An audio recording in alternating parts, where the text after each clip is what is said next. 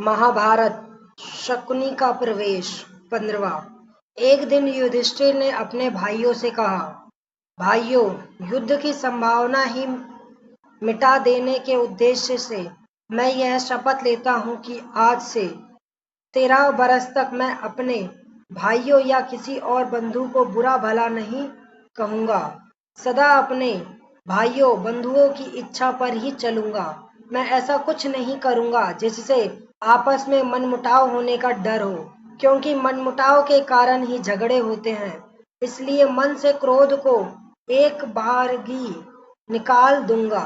दुर्योधन और दूसरे कौरवों की बात कभी न टालूंगा, हमेशा उनकी इच्छा अनुसार काम करूंगा। युधिष्ठिर की बातें उनके भाइयों को भी ठीक लगी। वे भी इसी निश्चय पर पहुंचे कि झगड़े फसाद का हमें कारण नहीं बनना चाहिए। उधर युधिष्ठिर चिंतित हो रहे थे कि कहीं कोई लड़ाई झगड़ा न हो जाए, और इधर रासुई यज्ञ का ठाट बाट और पांडवों की यश समृद्धि का स्मरण ही दुर्योधन के मन को खाए जा रहा था। वह ईर्ष्या की जलन से बेचैन हो रहा था। दुर्योधन ने यह भी देखा कि कितने ही देशों के राजा पांडवों के परम मित्र बने हैं। इस सब के स्मरण मात्र से उसका दुख और भी असहाय हो उठा।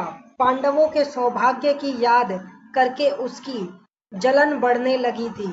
अपने महल के कोने में इसी भांति चिंतित और उदास भाव से वह एक रोज खड़ा हुआ था कि उसे यह भी पता न लगा कि उसकी बगल में उसका मामा शकुनी आ खड़ा हुआ है। बेटा, यूं चिंतित और उदास क्यों खड़े हो?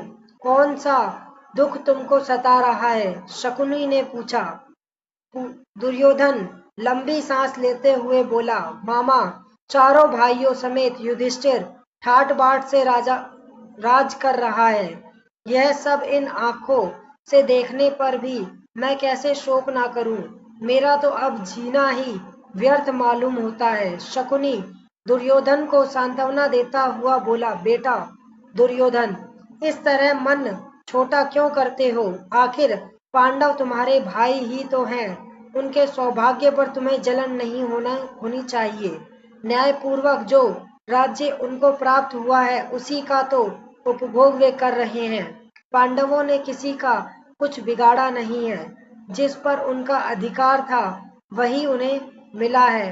अपनी शक्ति से प्रयत्न करके यदि उन्होंने अपना राज्य और सत्ता बढ़ा ली है, तो तुम जी छोटा क्यों करते हो? और फिर पांडवों की शक्ति और सौभाग्य से तुम्हारा बिगड़ता क्या है? तुम्हें कमी किस बात की है? द्रोणाचार्य, अश्वत्थामा तथा कर्ण जैसे महावीर तुम्हारे पक्ष में हैं। यही नहीं बल्कि मैं, भीष्म, कृपाचार्य, जयरथ, सोमदत्त सब तुम्हारे साथ है। इन साथियों की सहायता से तुम सारे संसार पर विजय पा सकते हो। फिर दुख क्यों करते हो? यह सुनकर दुर्योधन बोला, जब ऐसी बात है तो मामा जी, हम इंद्रप्रस्थ पर चढ़ाई ही क्यों ना कर ले? शकुनी ने कहा, युद्ध की तो बात ही ना करो, वह खतरनाक काम है। तुम पांडवों पर विजय पाना चाहते हो तो युद्ध के बजाय चतुराई से काम कर लो। मैं तुमको ऐसा उपाय बता सकता हूँ जिससे बगैर लड़ाई के ही युधिष्ठिर पर सहज में विजय पाई जा सके। दुर्योधन की आंखें आशा से चमक उठी। बड़ी उत्सुकता के साथ पूछा, मामा जी, आप ऐसा उपाय जानते हैं? शकुनी ने कहा, दुर्योधन, युधिष्ठिर को चौसर के खेल का बड़ा शौक है, पर उसे खेलना नहीं आता है। हम उसे खेलने के लिए न्योता दे तो युधिष्ठिर अवश्य मान जाएगा। तुम तो जानते ही हो कि मैं मंजा हुआ खिलाड़ी हूँ। तुम्हारी ओर से मैं खेलूंगा और युधिष्ठिर को हराकर उसका सारा राज्य और ऐश्वर्य बिना युद्ध के आसानी से छीनकर तुम्हारे हवाले कर दूंगा। इसके बाद दुर्योधन और शकुनी धृतराष्ट्र के पास गए। शकुनी ने बात छेड़ी, राजन, देखिए तो आपका बेटा दुर्योधन शोक और चिंता के कारण पीला सा पड़ गया है। अंधे और बूढ़े धृतराष्ट्र को अपने बेटे पर अपार स्नेह था। शकुनी की बातों से वह सचमुच बड़े चिंतित हो गए। अपने बेटे को उन्होंने छाती से लगा लिया और बोले, बेटा, मुझे तो कुछ समझ में ही नहीं आता कि तुम्हें किस बात का दुख हो रह सकता है? तुम्हारे पास ऐश्वर्य की कमी नहीं है, सारा संसार तुम्हारी आज्ञा पर चल रहा है, फिर तुम्हें चिंता काहे की? लेकिन शकुनी ने धृतराष्ट्र को सलाह दी कि चौसर के खेल के लिए पांडवों को बुलाया जाए। दोनों के इस प्रकार आग्रह करने पर भी धृतराष्ट्र ने तुरंत वहां हाँ नहीं की। वह बोले, मुझे यह उपाय ठीक नहीं जच रहा है, मैं विदुर से भी तो सलाह कर लूं। वह बड़ा समझदार है, मैं हमेशा से उसका कहा मानता आया हूँ, उससे सलाह कर मैंने लेने के बाद ही कुछ तय करना ठीक होगा। पर दुर्योधन को विदुर से सलाह करने की बात पसंद नहीं आई। धृतराष्ट्र बोले, जुए का खेल वैर विरोध की जड़ होता है, इसलिए बेटा मेरी तो यह राय है कि तुम्हारा यह विचार ठीक नहीं है, इसे छोड़ दो।